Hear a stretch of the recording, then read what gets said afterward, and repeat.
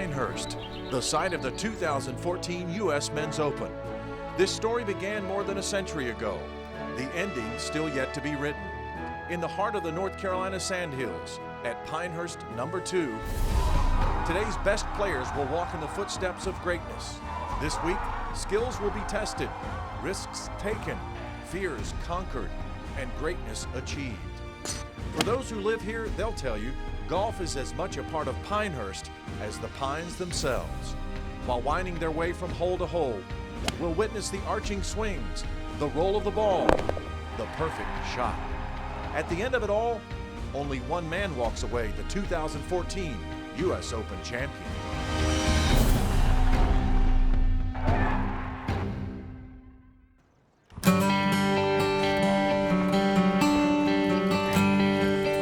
Here we go. Hang on. It's not often 5-year-old Zora Carlin and her big sister Eva get to share a fun downhill ride together. Good job. You want to go again? Because unfortunately, daily life for this Johnston County family is very much an uphill battle. It's hard. It's very hard. Zora had her first seizure when she was 6 months old. It was 20 minutes long. The seizures became a regular occurrence, with up to 40 a day. Just praying, crying and praying and crying and praying, please, please stop this. We would just want to be able to have the oil here legally. Zora's parents just want their daughter to have a chance for a better life. She doesn't have time. She doesn't have time to wait. Tomorrow can be her last day.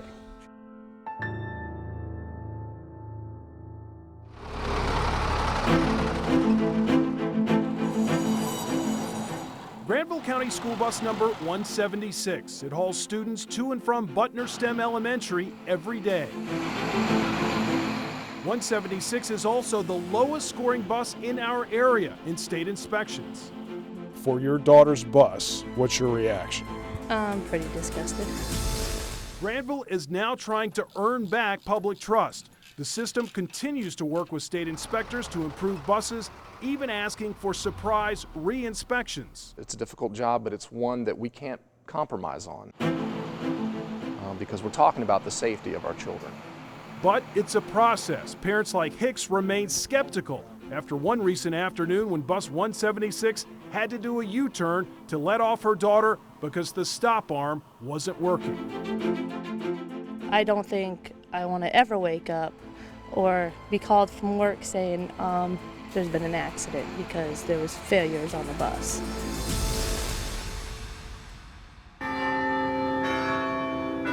Fraternity hazing has not been ruled out. In fact, Chi-Phi was fresh off a self-imposed probation the day before Shannon disappeared. And the fraternity is currently suspended for hazing activities, though UNC says that is unrelated to Shannon's death. And this was Hell Week for the pledges too. This was Hell Week. Mr. Shannon was found in between two. Police know that he fell after climbing 41 feet into the air and shimming across a narrow water line at this cement factory. His blood alcohol .22, nearly 3 times the legal limit to drive. Ultimately, his friends located him. Police believe the people who found him had used a phone app called Friend Finder that tracked his phone location. That group, no doubt, frantic in the 911 call. We found our friend. He's not breathing. And you can hear they are devastated as they try CPR. Stay with me. We got to do this together, okay? There is a huge 24-hour gap in David Shannon's whereabouts before that 911 call was made. I promise you, no one has talked to him in a full day, and we just found him right now. Harborough police think there are people who can explain all of the missing pieces. The night started in Chapel Hill at a sorority house on Rosemary Street. Shannon was supposed to attend a party just up the street, but he never made it. The last anybody admits to seeing him was 9 p.m. on Friday night. Now, the autopsy report indicates that David Shannon sent a text message at 1:30 in the morning. Police are not going to comment about the phone records they've collected, but it's clear the cement plant a mile and a half away in Carborough is off the beaten path, And that's where he was eventually found at 10:30 p.m. Saturday night. It's nowhere near any direction he should have gone. Landon Downey is a student reporter for the campus TV show Carolina Week. She says Chi Phi fraternity members have been equally closed off to her as well. It was a social night, it's a Friday night, and you know, there was drinking at that party. The party got broken up. And somewhere in there, according to what people say, David disappeared. The Chi Phi fraternity's national chapter is not commenting on David Shannon's death. We also reached out to David's parents, who did not want to talk about the investigation. However, they are making a point to talk to groups about the dangers of drinking, and they encourage students to look out for one another. When you think about it, why would somebody come out here by themselves and do something like this? It's not logical. Takeout food for inmates at a local state prison. When it comes to pizza night or chicken night inside prison, that doesn't sound like punishment. The state says it's a charitable fundraiser with benefits. It gives inmates who are behaving properly that incentive. The DOC argues the positive impact on the community and the inmates makes that food delivery worthwhile. The food part of it is not really the thing to focus on. It really is focusing on an opportunity to do a positive thing and make a contribution. But not everyone sees it that way. On the outside looking in, you know, pizza night in prison just doesn't look like it's appropriate.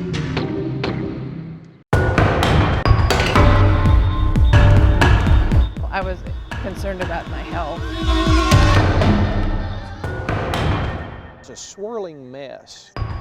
It's a mess in terms of pollution and health, and it's a mess in terms of a democratic process. With dozens of new sites added to the inactive hazardous waste list each year, and no real push to give Diener more power and money to crack down on polluters, the number of stories like Laura Dry's will only grow. Continues to be a concern, not just for this site, but there are numbers of other sites in the state, and the numbers of sites in the rest of the state have gone up.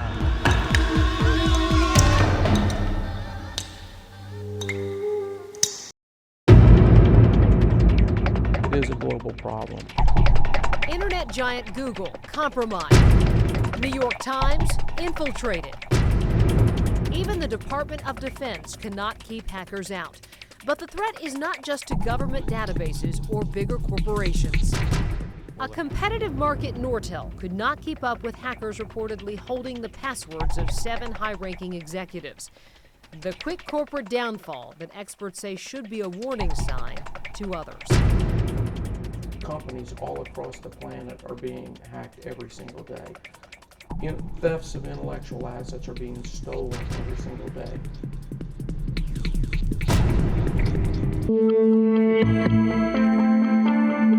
In healthcare, it's hard to compare apples to apples. I had a knee replacement, a total knee replacement of my right knee. Or with Phyllis Crane and Elizabeth Thomas, knees to knees. So how are you feeling? I'm great. They both recently had total knee replacement surgery with wildly different hospital charges. The statement for Crane, $75,000 at Rex in Raleigh. The statement for Thomas, $28,000 at First Health in Moore County. You're right where you need to be. I'm right where I need to be, yes. And hopefully I'll be going back to work in the next week or two. Do you think anybody knows this golf course better than you? No. I done forgot more than a lot of them guys there will learn. Willie McCrae has been a caddy at Pinehurst for 71 years, starting at the age of 10. You were making $1.75 for 2 bags and 50-cent tip back in Porter Street. That was a lot of money. At 81, he may be the oldest caddy in the world. His secret to longevity, what he calls the 3 ups. You got to show up, keep up, and shut up. The list of players he's caddied for is a who's who of golf. Bobby Jones, I caddied for Bobby Jones. There's Hagen, Walter Hagen, I caddied for him. That's Gene Surgeon, the little man. Little man? Little man. Soon you give him the club, it's gone. And you know you've had a storied career when it takes you a while to remember the presidents that you've caddied for. Truman, Eisenhower, Ford, and Nixon. Nixon, and Eisenhower. Oh, I caddied for Roosevelt too. I caddied for 5 pros. I'm gonna be honest with you. Any of the presidents kind of moved the ball from behind the tree? Oh yeah, all of them did. He was one of 12 children growing up in nearby Taylortown. With parents as sharecroppers, golf got him off the farm. It was a sport he loved but couldn't afford.